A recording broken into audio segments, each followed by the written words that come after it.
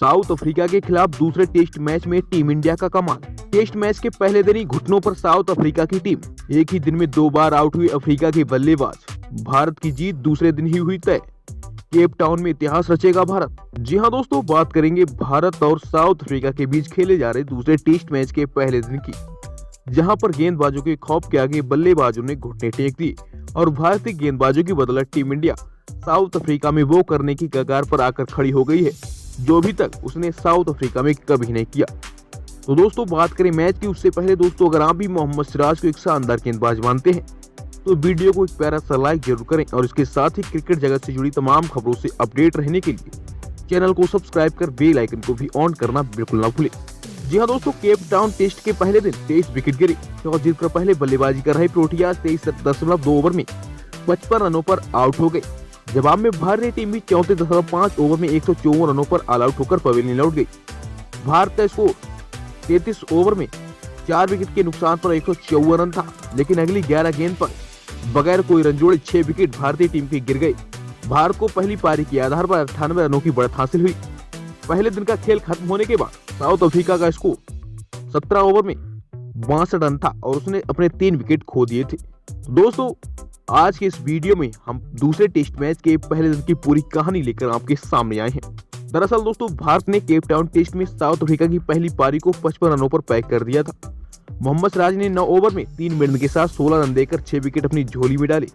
जसप्रीत बुमराह को 8 ओवर में 1 मेडन के साथ 25 रन पड़े, लेकिन 2 सफलता भी हासिल हुई। मुकेश कुमार ने 2.2 ओवर में 2 मेडन के साथ बगैर रन दिए 2 विकेट चटकाए। न्यूजीलैंड केप टाउन में साउथ अफ्रीका ने टॉस जीतकर पहले बल्लेबाजी करने का निर्णय लिया था। मोहम्मद सिराज ने चौथे ओवर की दूसरी गेंद पर ही एडन मार्करम को पवेलियन का रास्ता दिखा दिया। दरअसल यह pitch delivery around off stump थी।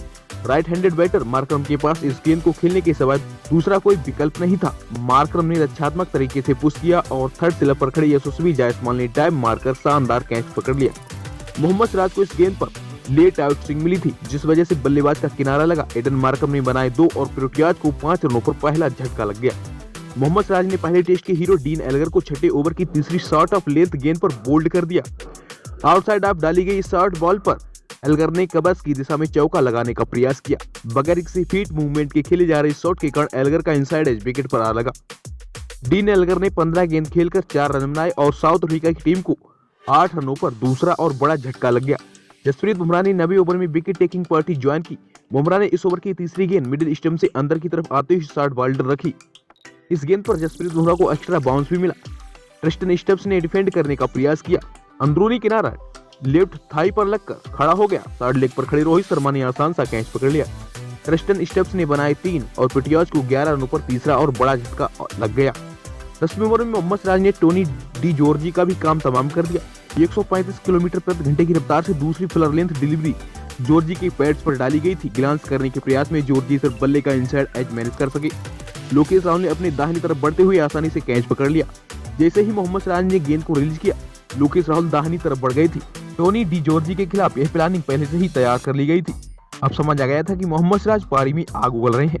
16वें ओवर में मोहम्मद सिराज ने साउथ अफ्रीका को डबल झटका दे दिया। दूसरी good length around off stump गेंद, जिस पर डेविड बेडिंगम ने आगे निकलकर डिफेंड करने का प्रयास किया। गेंद ने बल्लेबाज की उम्मीद के विपरीत ज्यादा बाउंस लिया और बैट के ऊपरी हिस्से से लगकर सेल्फ गार्डन में तैनात यशस्वी जायसवाल के हाथों में चली गई। दोस्तों, मोहम्मद सिराज जिस गेंद पर हाथ लगा रहे थे वहीं उन्हें विकेट दिला रही थी। इसी ओवर की 5वीं गेंद पर मोहम्मद सिराज ने मार्को जानसन को भी रवाना कर दिया। Fuller length ball outside of जो जानसन ने आगे निकलकर डिफेंड करने का प्रयास किया। लेट स्विंग की वजह से विकेट के पीछे लोकेश राहुल ने बेहतरीन कैच पकड़ लिया। जानसन का खाता भी नहीं खुला और साउथ अफ्रीका को 34 रनों पर छठा झटका लग गया। इसी के साथ मोहम्मद सिराज ने पंजा खोल दिया। कायल बेरेनी एक छोर से साउथ अफ्रीका की पारी को संभालने का प्रयास कर रहे थे। सिराज ने 5वीं गेंद फुलर लेंथ आउटसाइड ऑफ डाली। बेरेनी ने ड्राइव करने का प्रयास किया और सेकंड स्लैब में सुमन गिल को भी कैच थमा दिया। कायल बेरेनी ने 30 गेंद खेलकर 15 रन बनाए और साउथ अफ्रीका को 45 रनों पर 7वां झटका लग गया। बुमराह और सिराज के बाद अब बारी मुकेश कुमार की थी। 20वें ओवर में मुकेश कुमार पहली बार गेंदबाजी करने आए और केशव महाराज को चलता कर दिया। ओवर की अंतिम बैक ऑफ लेंथ गेंद पर केशव महाराज ने फुल शॉट खेलने का प्रयास किया था।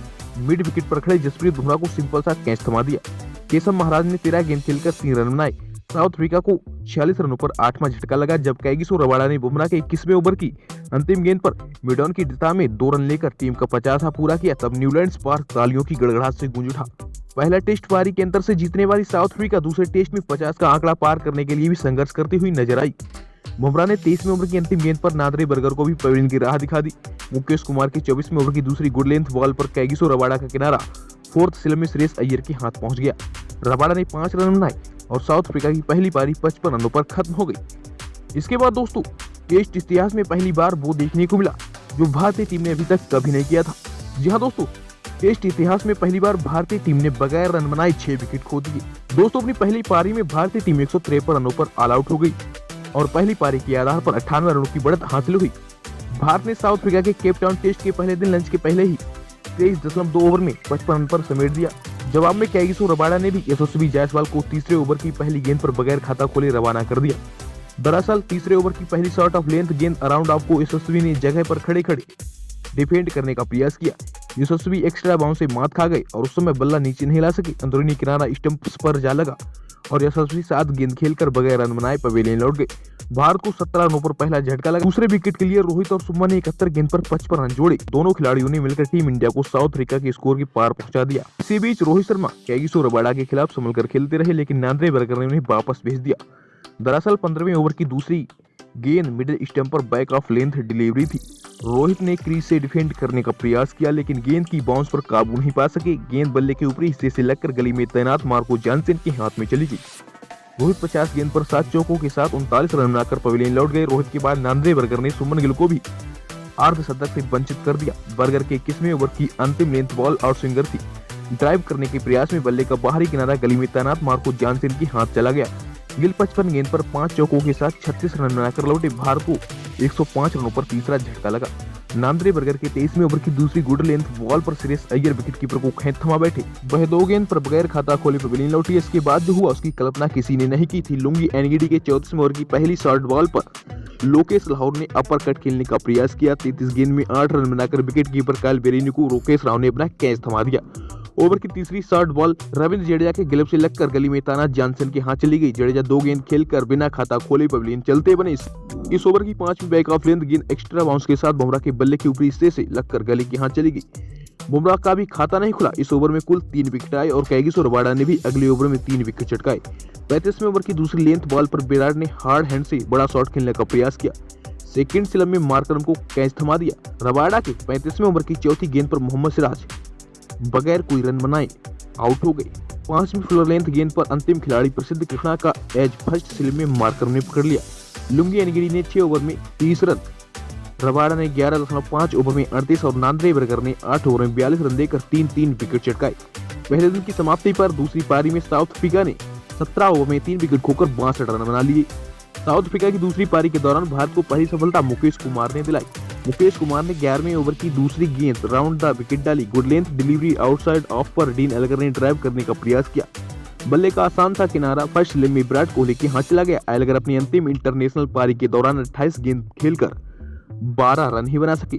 साउथ अफ्रीका को 37 रनों पर पहला झटका लग गया। टोनी डी जॉर्जी के खिलाफ भी मुकेश कुमार 13वें ओवर में राउंड द विकेट आए। 13वें ओवर की पहली फ्लोर लेंथ गेंद अराउंड ऑफ को जॉर्जी ने डिफेंड करने का प्रयास किया। बल्लेबाज गलत लाइन खेल गए और विकेट कीपर लोकेश राहुल ने शानदार लो कैच पकड़ लिया। जॉर्जी 7 गेंद खेलकर 1 रन बना सके और साउथ अफ्रीका को 41 रनों पर दूसरा झटका लगा। मुकेश कुमार की खौफनाक गेंदबाजी के बीच जसप्रीत बुमराह ने भी कमाल कर दिया। बुमराह ने एक ही दिन में क्रिस्टन स्टेप्स को दूसरी बार आउट कर दिया। 16वें ओवर की दूसरी गुड लेंथ डिलीवरी को स्टेप्स ने डिफेंड करने का प्रयास किया। गेंद ग्लव से टकराकर विकेट कीपर के हाथ चली गई। क्रिस्टन स्टेप्स 14 गेंद खेलकर 1 रन बना सके। साउथ अफ्रीका को 45 रनों पर तीसरा झटका लग गया। यहाँ से भारत के पास 53 रन की बढ़त बची थी। पहले दिन का खेल समाप्त होने तक साउथ अफ्रीका का स्कोर 17 ओवर में 62 रन पर 3 विकेट था। एडन मार्करम 36 और बेडिंगहम 7 रन बनाकर बल्लेबाजी कर रहे थे। पहली पारी के आधार पर भारतीय टीम के पास अभी भी 36 रनों की बढ़त है। फिलहाल दोस्तों क्या लगता है आपको, क्या टीम इंडिया ये टेस्ट मुकाबला दूसरे दिन ही जीत जाएगी? हमें कमेंट बॉक्स में बताना बिल्कुल ना भूले। और दोस्तों इसके साथ ही क्रिकेट जगत से जुड़ी तमाम खबरों से अपडेट रहने के लिए चैनल को सब्सक्राइब कर बेल आइकन को भी ऑन कर दें।